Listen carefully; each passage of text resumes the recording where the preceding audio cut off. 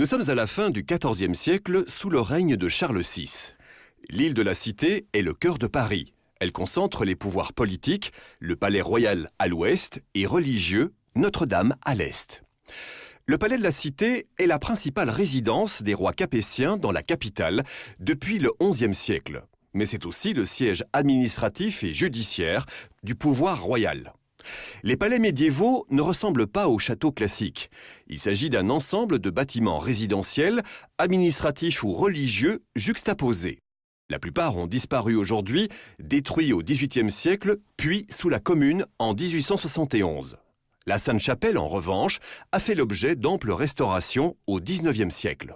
Le palais est entouré d'une enceinte crénelée bâtie par Philippe le Bel un siècle auparavant, aux alentours de 1300, quand le palais a été considérablement agrandi du fait du développement de l'administration centrale. L'entrée principale se situe rue de la Baillerie qui traverse l'île de part en part et doit son nom au fait qu'on y fabriquait notamment des barils. Cette rue est le passage obligé pour aller de la rive droite à la rive gauche ou pour se rendre au palais, ce qui fait la fortune des échoppes qui s'y trouvent. Aujourd'hui, le boulevard du Palais, qui l'a remplacé, est bien sûr beaucoup plus large. La grande porte en temps normal reste ouverte toute la journée. Elle mène à la grande cour. À droite, un escalier monumental monte vers la grande salle où le roi donne audience aux ambassadeurs et autres visiteurs officiels, où se tiennent les banquets, où sont faites les annonces solennelles. La grande salle a été reconstruite et agrandie plusieurs fois. C'est l'une des plus grandes de son temps, avec plus de 70 mètres de long sur 25 mètres de large, soit à peu près la surface de la nef de Notre-Dame de Paris. C'est un espace ouvert au public, comme la plus grande partie du palais. Au niveau inférieur, ce que l'on appelle aujourd'hui la salle de la conciergerie sert en fait de réfectoire pour le personnel du palais. À côté, de grandes cuisines permettent de cuisiner à grande échelle puisqu'il faut nourrir quotidiennement environ 600 personnes. La grande salle va brûler sous la Commune en 1871, mais le niveau inférieur est toujours visible aujourd'hui. Dans l'angle de la galerie des Merciers et de la grande salle, une tourelle abrite la maison du charpentier du palais. Elle se greffe sur un édifice carré qui sert de transition entre la grande salle et la galerie des Merciers. La galerie des Merciers, à 2 niveaux, relie la grande salle et la Sainte-Chapelle. Au XIVe siècle, des merciers, c'est-à-dire des marchands de produits variés, se sont installés au niveau inférieur.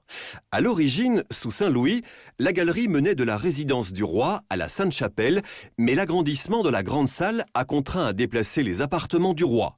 Celui-ci emprunte le niveau supérieur de la galerie pour rejoindre la chapelle haute de la Sainte-Chapelle. Au centre du portail de la galerie des Merciers se dresse une statue de Philippe le Bel, avec à sa droite celle de son fils, futur Louis X. À sa gauche, la niche est vide.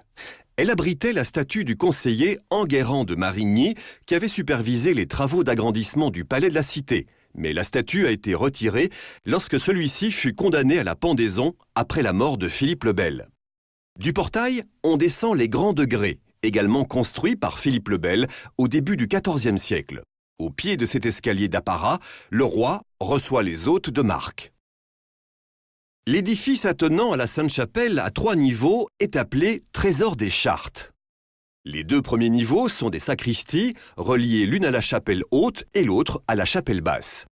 Au 3e niveau sont conservés les actes officiels ou chartes de la monarchie, ainsi que certaines pièces d'orfèvrerie du trésor de la Sainte-Chapelle. Le bâtiment à colombage adossé au trésor des chartes est la parcheminerie, où l'on stocke les parchemins qui serviront à écrire les actes officiels, avant que le papier ne se généralise à la fin du Moyen Âge. La Sainte-Chapelle a été élevée de 1243 à 1248 sur ordre de Saint-Louis pour abriter les reliques de la Passion du Christ qu'il a achetée à prix d'or à l'empereur de Constantinople. C'est la plus grande chapelle palatine de l'époque, 36 mètres de long sur 17 mètres de large et 42 mètres 50 de haut. C'est une architecture de verre presque autant que de pierre, puisque les vitraux occupent les 4/5 des murs de la chapelle haute. C'est pourquoi de grandes barres métalliques viennent renforcer la structure de l'édifice. C'est un des rares bâtiments du palais de la Cité que l'on peut admirer encore aujourd'hui, quasi inchangé. La chapelle basse est la paroisse du personnel du palais, tandis que la chapelle haute est réservée au roi et à son entourage. Dans l'abside de la chapelle haute, une châsse, véritable chef-d'œuvre d'orfèvrerie, renferme les reliques de la Passion que seul le roi peut toucher.